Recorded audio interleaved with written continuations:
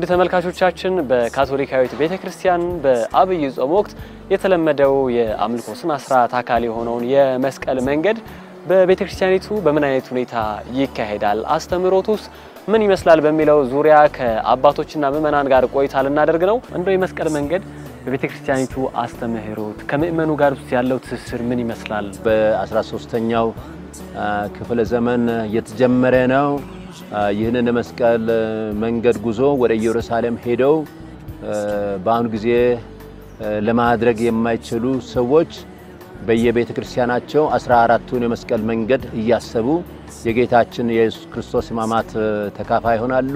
የመስቀል መንገድ ማለት ጌታችን ኢየሱስ ክርስቶስ ከጲላጦስ ወንበር ጀምሮ እስከ መሰቀልበት እስከ ቀራንዮ ድረስ የተጓዘበት መንገድ ማለት ነው። ምእመናን በመንፈሳዊነት የሚያድጉበት የሕማማትን ታሪክ የሚያስታውሱበት ከጌታችን ኢየሱስ ክርስቶስ ሕማማት ጋር የራሳቸውን ፈተና ችግር መስቀል የሚያገናኙበት መንገድ ነው። 14 መስቀል መንገዶች አሉ።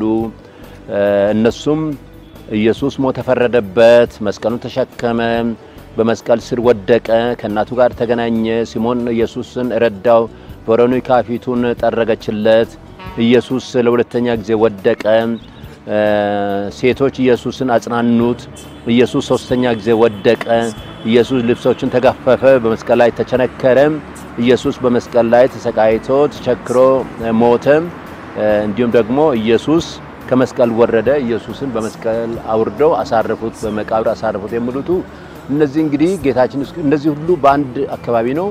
ጎልጎታ ጉዞ ወይንም የቀራንዮ ጉዞ ረጅም መንገድ አይደለም። ምናልባት በግምት 1 ኪሎ ሜትር ተኩል ቢሆን ነው እና ያንን ጉዞ እንግዲህ በቤተ ክርስቲያን ምእመናን እያሰቡ የሚያሳልፉበት ነው። ስለዚህ ጉዳይ እንግዲህ ብዙ የተጻፈ ነገር አለ። ስለ ሆሊላንድ በቅድስት ሀገር ስለሱ የጻፈም የመስቀል መንገድ ምን አይነት እንደሆነ ይተርካል። ሌሎችም እንደዚሁ አባ ዮሴፍ ያዕቆብ የሚባል በአሁኑ ጊዜ ሳውት አፍሪካ ደቡብ አፍሪካ ሚስዮናዊ የሆነ ስለ መስቀል መንገዶች የጻፈው መጽሐፍም አለ። ይህም እንግዲህ መስቀል መንገዶችን እኛ እግዚአብሔር ይመስገን የምንከተለው በአባ ገብረ ሚካኤል መኮንን ያዘጋጀውን የመስቀል መንገድ እንከተላለን። ከሱ በተጨማሪ ሌሎች 9 የሚያህሉ የመስቀል መንገዶች አሉ። በአጠቃላይ 10 የሚያህሉ የመስቀል መንገድ መንፈሳዊነት የሚያሳስቡን ጸሎቶች አሉና በጣም ትልቅ መንፈሳዊነት ነው። ትልቅ ጉዞ ነው። ምእመናን በደስታ የሚሳተፉበት ነው።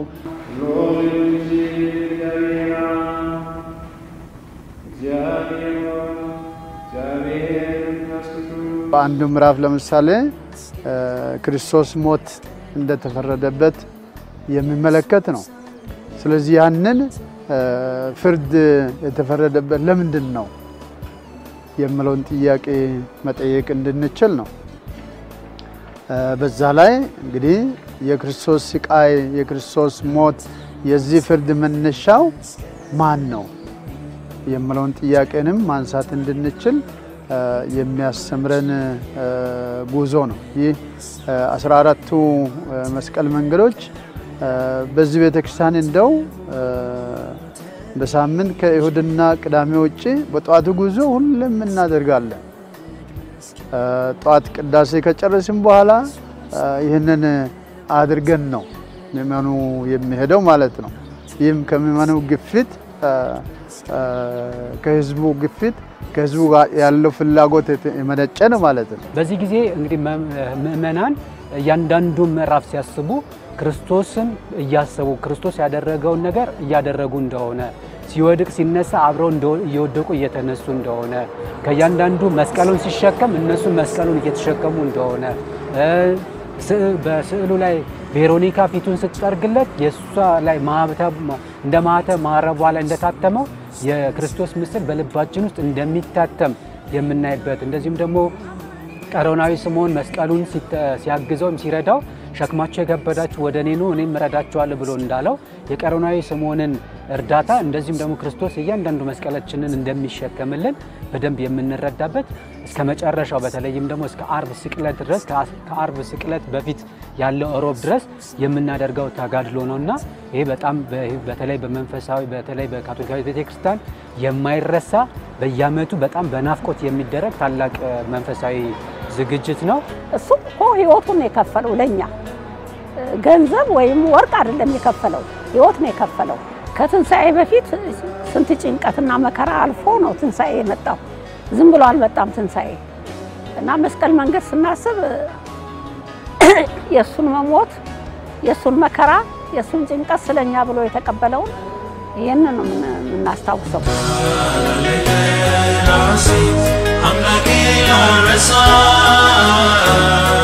በኢየሩሳሌም ግን በየአርብ ዕለት ዛሬም በየዓመቱ አንድም አርብ ሳይስተጓገል በየአርብ ዕለት ምእመናን ወደ ኢየሩሳሌም ሄደው ከመላው ዓለም የሚሄዱ ምእመናን የጌታችን ኢየሱስ ክርስቶስን መስቀል የሚያስታውስ መስቀል ተሸክመው በየተራ እየተሸከሙ 12ቱን የመስቀል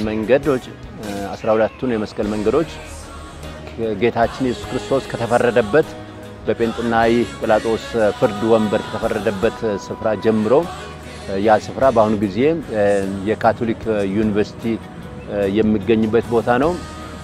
ከዛ ስፍራ ጀምሮ እስከ ቀራኒዮ ድረስ ይጓዛሉ። 14 የመስቀል መንገዶች ናቸው። ከ14ቱ የመስቀል መንገዶች 5ቱ የሚገኙት ጌታችን ኢየሱስ ክርስቶስ በተሰቀለበት በቀራኒዮ ስፍራ ይገኛል። ሌሎቹ ደግሞ 9 የመስቀል መንገዶች ጌታችን ኢየሱስ ክርስቶስ የተጓዘበትን ዋና ታሪካዊ ቦታዎችን እያስታወሱ የሚጓዙበት ነው። በቤተክርስቲያን በኩል ግን ያለው ሮብና አርብ ነው የምናደርገው። አሁን ማታ ከሰዓት በኋላ የሚያለውን ጉዞ ስናደርግ ይሄንን ሮብና አርብን ይዘን ነው የምንጓዘው። እነዚህም ጉዞዎች ሮብ የሚያመለክተው በክርስቶስ ላይ መደለቱን ነው፣ ሥራ መሰራቱን ነው፣ እሱን አሳልፎ ለመስጠት መስማማትን ነው የሚመለከተው። አርብ ደግሞ እሱ የሞተበት ዕለት ነው።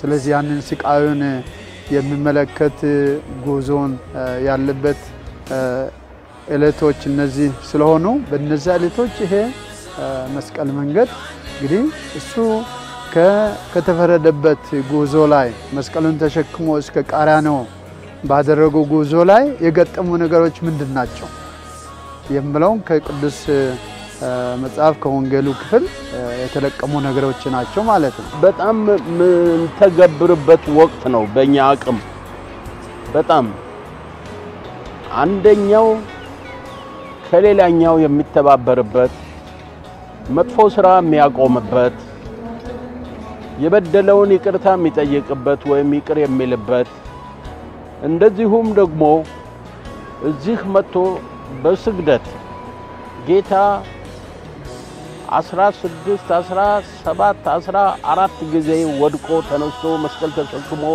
እኛን ለማዳን ስልጣን እያለው እንደሌለው ሆኖ የሄደበትን አስተዋውሰን ውጣ ውረድ ምናይበት ጊዜ ነው። ካሉንም ጉዳዮች ሁሉ ቅድሚያ ሰጠን ካለንም ንብረትም ይሁን አቅም ለቤተ ክርስቲያንና ከኛ ላነሱ ምስኪኖች ምን ደግፍበት መስቀል መንገድ ትልቅ ፋይዳ አለው። ትልቅ ምክንያቱም ህዝቡ በምን መልኩ መምራት ራሱን እንደሚችል ያስተነትናል፣ ይገልጻል። በተለይ ሊቃውንቶች አሉ፣ ለዚህ የተገቡ ሰዎች አሉና ለማያውቁ ሰዎች በደንብ እንዲረዳ ድካሙንንም ክርስቶስ ምን እንደሚመስል የሚያስተምሩ አባቶች ስላሉ ከዛ ጋር ጥሩ የሚወሰድ ቃለ ምልልስ አለው ማለት ነው። በነገራችን ላይ በቤተክርስቲያን ብቻ ሳይሆን በተለያዩ ማህበራት ጸሎቶች በኦንላይንም እንግዲህ ጸሎት ባለበት ሁሉ ይሄ ጸሎት ሁሌም በናፍቆት የሚደረግ በአመት አንዴም ስለሆነ የሚደረገው ለ2 ወር። ስለዚህ በዚህ ጊዜ ውስጥ በጣም በናፍቆት የሚደረግ ታላቅ መንፈሳዊነት ያለው ክርስቶስን በደንብ የምናስብበት በዓል ዝግጅት ስለሆነ ትልቅ ተጋድሎ ትልቅ ትስስር ያለው ጸሎት ነውና ይህንን ጸሎት በደንብ ነው የምንወደው የምናፈቅረው። በካቶሊካዊት ቤተክርስቲያን የአጽዋማት ሂደት እንዲሁም ደግሞ የአብይ ጾም መነሻውን ጀምሮ እስከ መዳረሻው ድረስ በቤተክርስቲያኒቱ የተለመደውን የመስቀል መንገድ ምን ይመስላል፣ አስተምህሮቱስ ከመእመናኑ ጋር ያለው ቁርኝት ምን ይመስላል የሚለውን የተመለከተው ዝግጅታችን የተከታተላችሁትን ይመስል ነበር። ከአባቶችና ከመእመናን ጋር ነበር ቆይታችን። እጅግ አድርገን እናመሰግናለን። ቆይታችሁ ከኛ ጋር ይሁን።